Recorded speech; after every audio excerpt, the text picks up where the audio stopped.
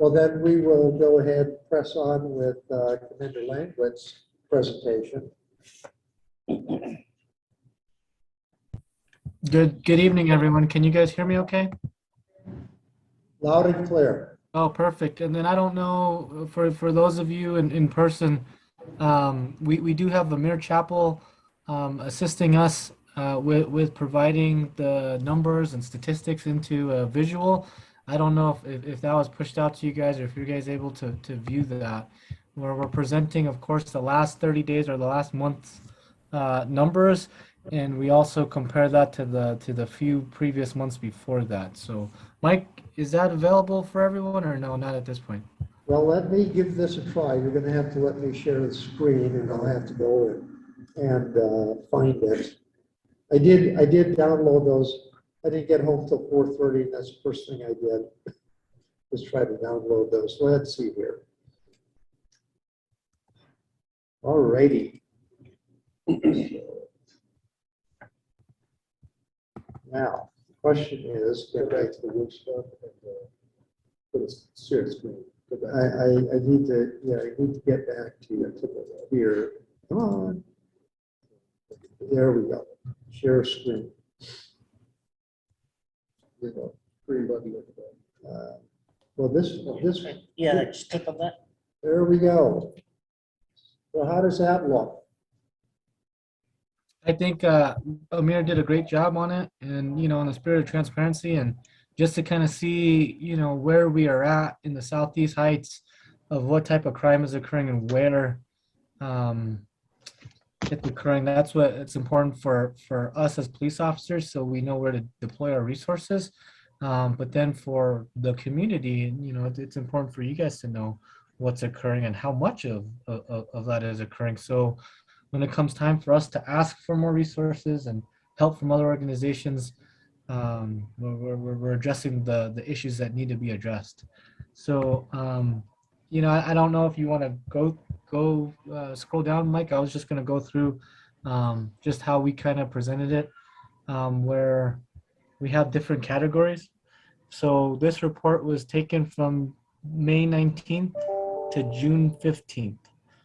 And there was 962 incidents reported, excluding accidents.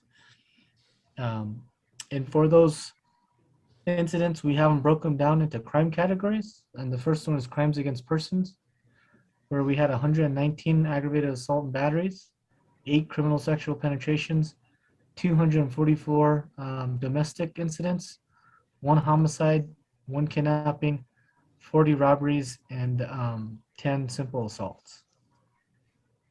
On our property crime side, we had 28 auto burglaries, 94 auto thefts, 33 commercial burglaries.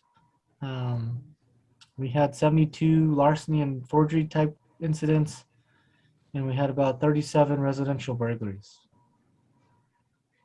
And then in another category, we had 29 drug violations and 100 violations for disorderly conduct. 13 DWIs, and the total calls for service during this reporting period was 9,635 calls for service that the officers assigned to the Southeast Area Command responded to. So for this site, now the use of force statistics is going to be a little bit different. This is going to be going from May 1st to May 31st, so it's a month reporting. We had a total of 13 uses of force, where 4 of them were level 1s, 6 of them were level 2s, and 3 of them were level 3s.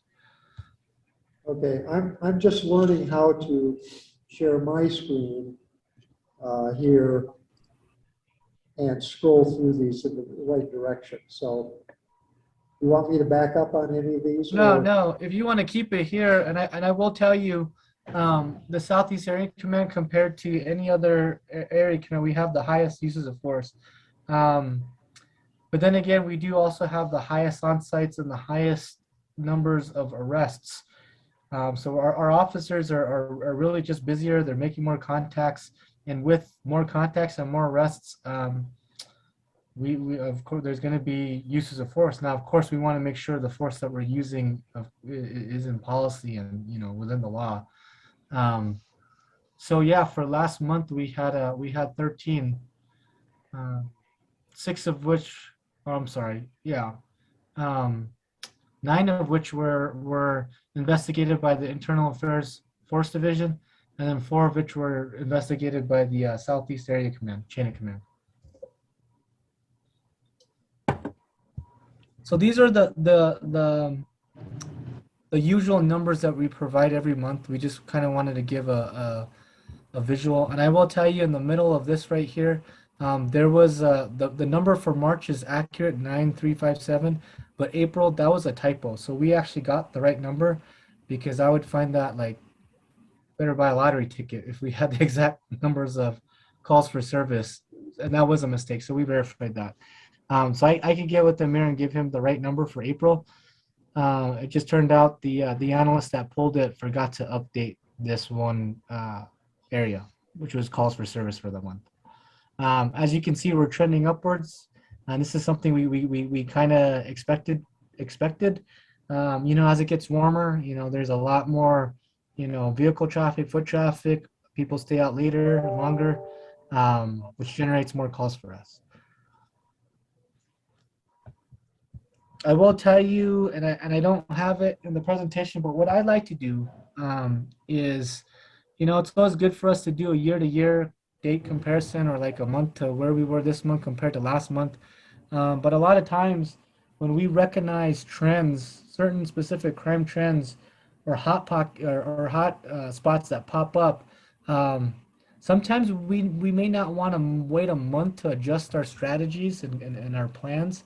So what I like to do is I like to provide I'm provided with a weekly crime report, which tells me which crime is up and down and where it's occurring. And I make sure that each officer gets it. So when they do have proactive time and they are in between calls for service, they know where to go to conduct their proactive, you know, high visibility patrol, their on sites, and all of that good stuff.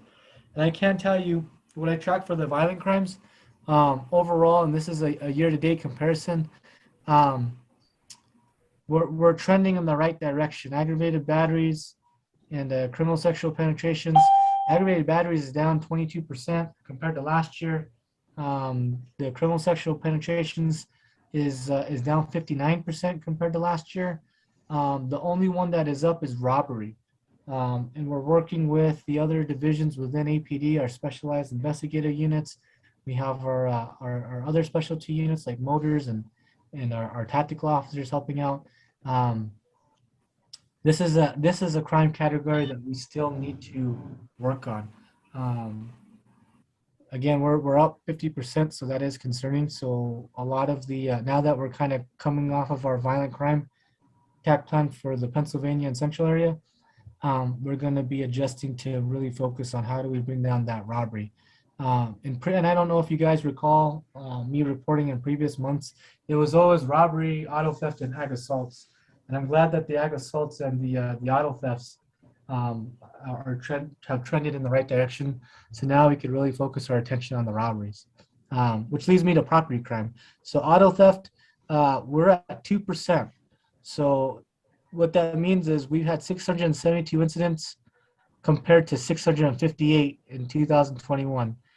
Now this is good because it's good in the sense that at the beginning of the year, after like the first month, we were up 22%, you know, and we didn't want it to go any further. So we did some aggressive operations to keep it from growing higher. And we've slowly brought it down from 22 to 16 to 12 to 8, and now we're at 2%. So we're pretty much flat with auto thefts, and we want to keep it going in that trending direction to where we're preventing more and more auto thefts. Burglary is down 21%, and shoplifting is down 44%. Overall, property crimes is down 11% in the area command. So again, that's always nice to see us trending the year-to-date trends.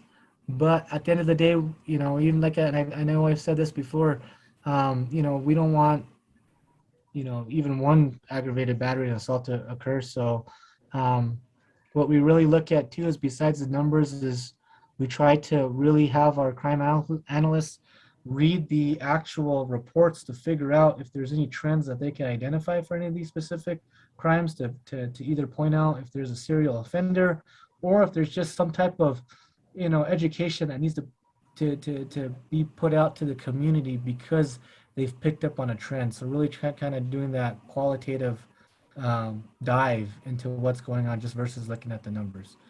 But that's how our numbers are at up to this point in the year. I mean, we're in the middle of June. I don't know if everyone got to watch the update that I gave since I wasn't able to join you at the last CPC meeting. But basically, if you hadn't, a month ago, our shootings went up. It spiked, specifically in the international district, where to this point it seemed like we're having a shooting every night. And like I said in the video, just within 6 weeks, I had 2 separate incidents where officers were fired upon. It's pretty scary. It's pretty concerning. It's alarming. So I poured all of my resources. We adjusted hours. We adjusted personnel into really increasing our presence in our operations in that area. And I am glad to report right now, 5 weeks later, we have seen a difference to where that spike, we were able to curb that spike of increased shootings. Other than that, as far as crime, I could stand by for any questions. I do have a couple updates on the engagement efforts if you all would like to hear them, but as far as crime and kind of what we're doing, if there's any questions, I'd be more than happy to answer. I have a question, Lieutenant. The family offenses, you had a chart showing family offenses. Are those family offenses drug related? Is that what's going on?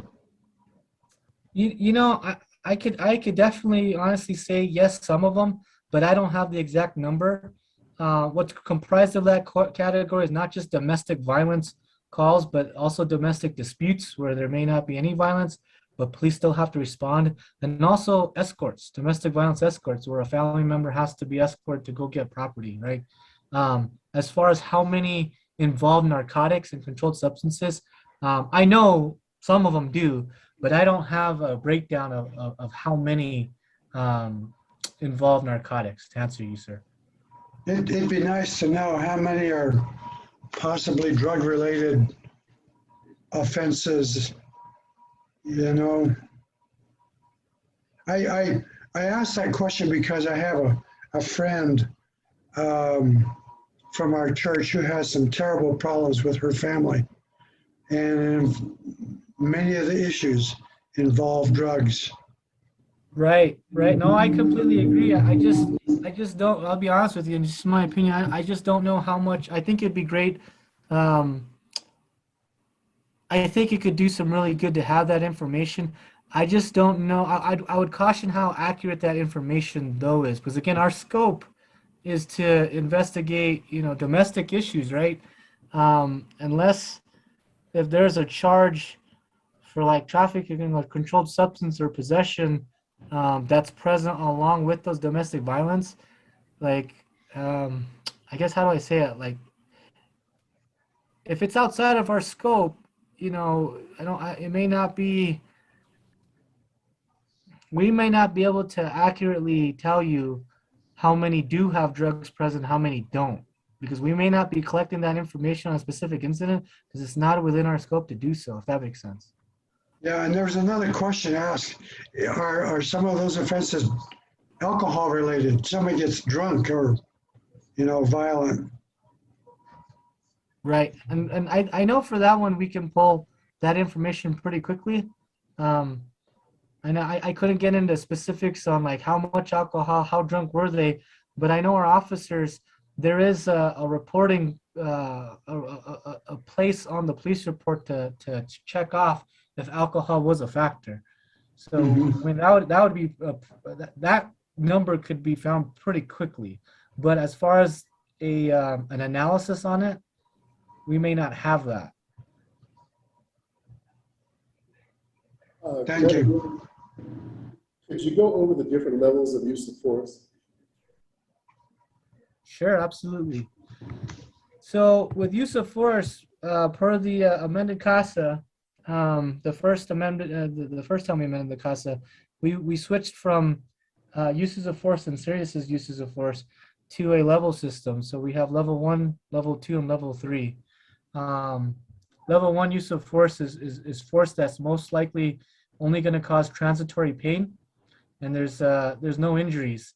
And besides transitory pain, which most common is going to be like a resisted handcuffing, is if we show force. So if we paint someone with a taser, or if we point our firearm at someone, where we don't use it, but just by pointing that tool, we document that as a level 1 use of force. Level 2 use of force is force that is most likely going to cause pain or an injury, and it's when you use tools or strikes, distraction techniques, and holds, takedowns. That would all be what's considered a level 2 use of force. And then level 3 use of force is obviously if it's a firearm discharge, canine apprehension, or if there is serious injury, or if an individual is handcuffed and force is used upon them. So that's how we categorize within our policy. When an officer has physical contact with an individual, depending on what that physical contact is, and or if they used a tool, it's then classified as either a level 1, 2, or 3 use of force. So basically, the investigation into these level 2s and 3s is conducted by the Internal Affairs Force Division. And I'm sure you guys have all been aware that we brought in EFIT, a very experienced group of civilians that are contracted to assist our internal affairs detectives with force investigations. So that division conducts the investigations into level 2s and 3s. So for like this month, 9 of our uses of force were investigated by the Internal Affairs Force Division. Level 1 uses of force, since they're, I guess less force than compared to like level 2s or 3s, they are conducted by the division or the area command, their chain of command that's responsible for that officer. So like for this month, there were 4 level 1 uses of force that I myself did the final investigation on. Thank you, sir. Are there any other questions? So Commander, I will go ahead and perhaps put those slides into a PowerPoint, or put them, probably take your audio recording as you discuss them, and then put up the appropriate slides at each point that you're talking about, and we can put that up on YouTube. So it'll be easier for folks to go back to and see that you're talking to the specific slide, the graph. And I can talk to Amir about looking for a correlation between the family violence and drugs and alcohol use, if that data is available. So I'll talk with him about that. Well, thank you. Thank you, everyone. And I hope everyone has a safe Father's Day weekend. Thank you, sir.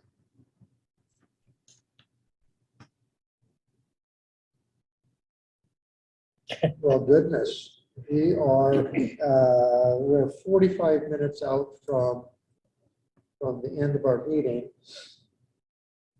We've done questions and answers with Commander Languit, and so now is the time, as long as you need until they turn off the lights in here,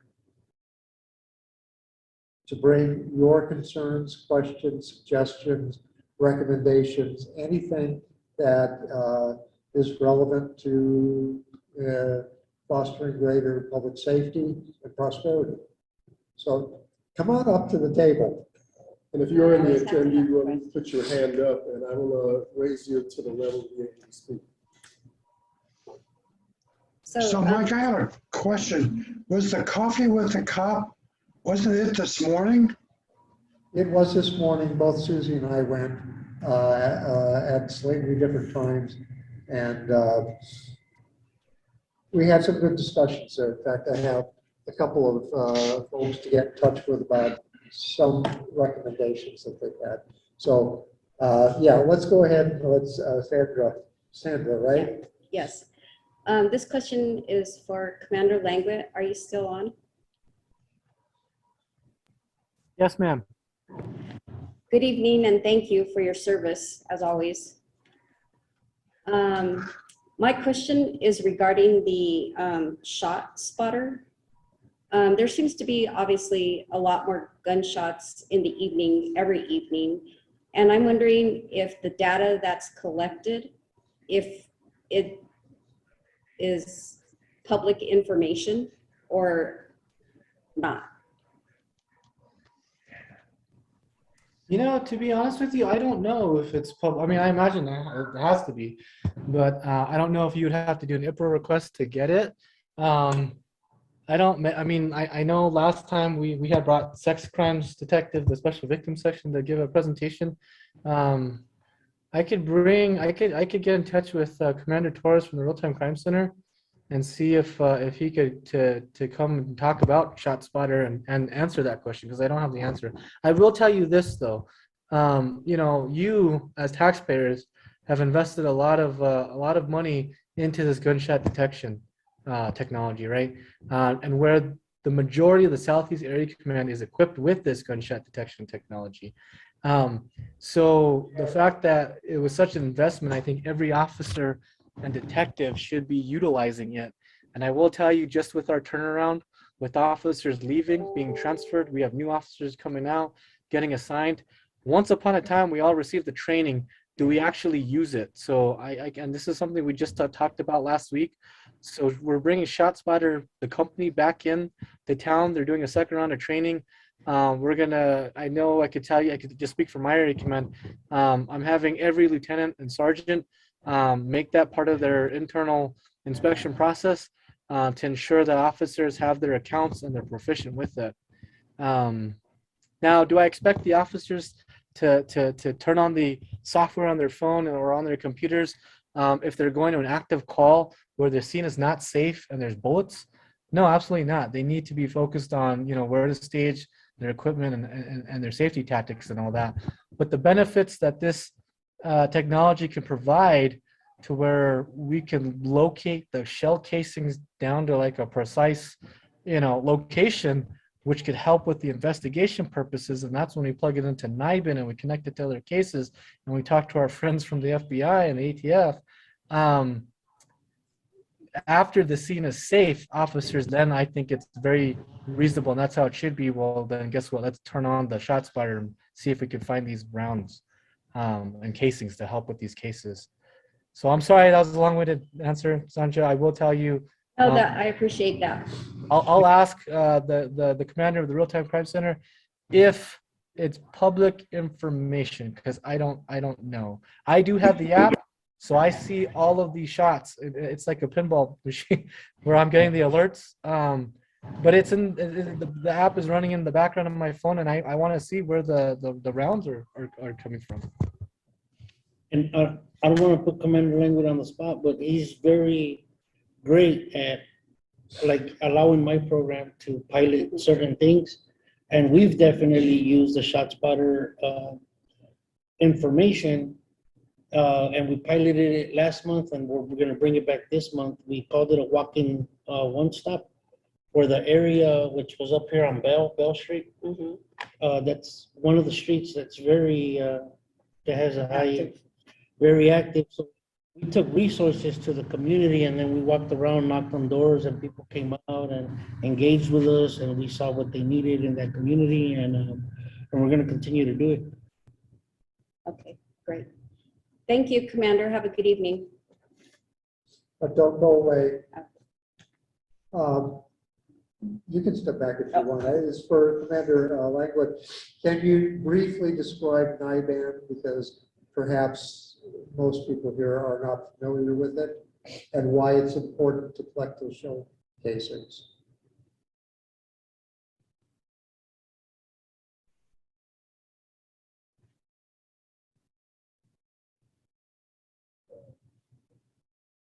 Madam Languit was there twice for a second and left. You might be kicked off. Just a minute. I'm pretty sure our special agent in charge could explain NIBIN. Can you talk to NIBAN? I'm so sorry. Was that question to me? Yeah. Yes, it was. Oh, okay. I can answer somewhat. So NIBIN, we're partnered up with ATF and our other federal agencies and the United States Attorney's Office with NIBIN. All of the NIBIN information, I believe it's in Alabama, where all the information is fed to, because APD is in possession of a NIBIN machine. We're currently in the process of getting another NIBIN machine. But what's the benefit of the NIBIN is when you enter in the casings in, it can tell you if it's linked to other cases. So our detectives and our investigators, it's great to be used as an investigative tool to figure out the history of that firearm, like how many incidents that's been involved in, and then when you do, you look at who purchased the gun and you look at those time periods, it really does help paint a picture. And it also kind of establishes that network of how frequently this gun's been used and whose hands were it in when it was used. So does it solve cases? Or I shouldn't say that. It's a great investigative tool, but that's not going to make the case alone. Like you need to do police work and have other evidence to kind of corroborate what the NIBIN results give us. Commander Languit, I noticed we have a lot of people going very fast on coal and lead and also Gibson this week. We read the press from the city. Do you have any comment on that? I'm so sorry. I'm having a real trouble hearing you, Kelly. I caught Gibson and lead. What happened? We had a lot of people going very fast on lead, coal, and also Gibson with the new speed enforcement devices. Do you have a comment on that? No, I will tell you though that we have our bike officers. They're still. In fact, we're going to extend it throughout the entire summer. But they're doing every day they're working. They're doing a speed trap enforcement plan on the one-ways. And if the public did not know, we also just went live with 2 more automated speed cameras on the one-ways down in the university area. Just again with just the amount of speeding that we've had, I think between the automated camera enforcement and then just having the officers doing their speed enforcement tag plans, I think it'll help. But we just have to be consistent with it. So we're going to keep that going through the summer. Not so much on Gibson, but I'll tell you pretty close to there, Gibson and Yale. I've had a lot of complaints of drag racing. We've been working with a lot of the businesses down there, and we're actually able to really break up a good group. My graveyard lieutenant really took that, charge head on, and they were able to get really, really positive results. And the business and the community down there was very, very appreciative that we were able. I guess they were at it every Sunday night. It was causing a real disturbance for the folks down there. Okay, thank you. Let's see here. I need to, National Integrated Ballistic Information Network. That was in answer to Maria Wolf. NIBIN. I thought it was NIBAN. NIBIN. National Ballistic. Where the heck did it go?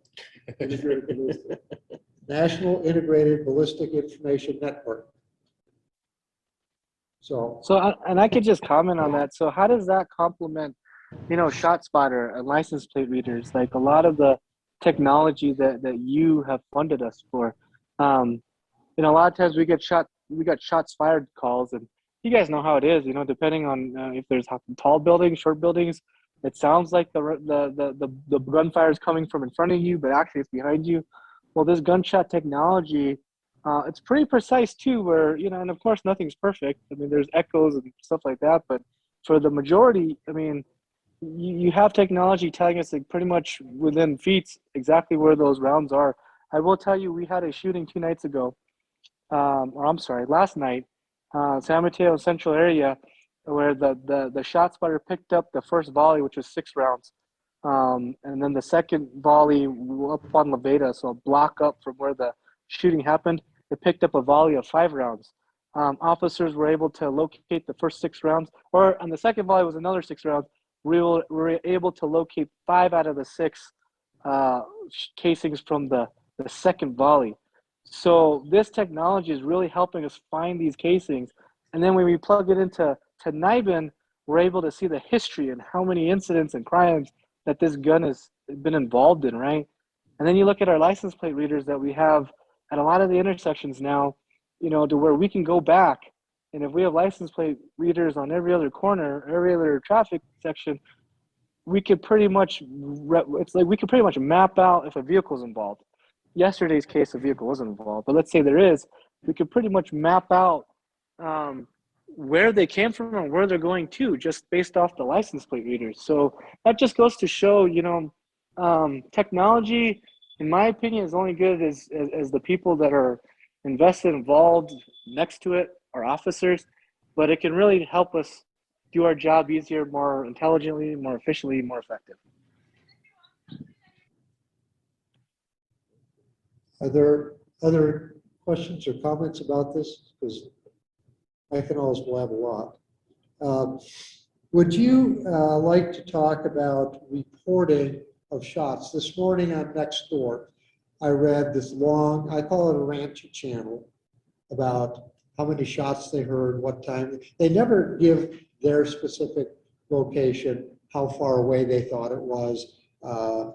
I use the ABQ Police mobile app, and I report every instance of suspected gunshots.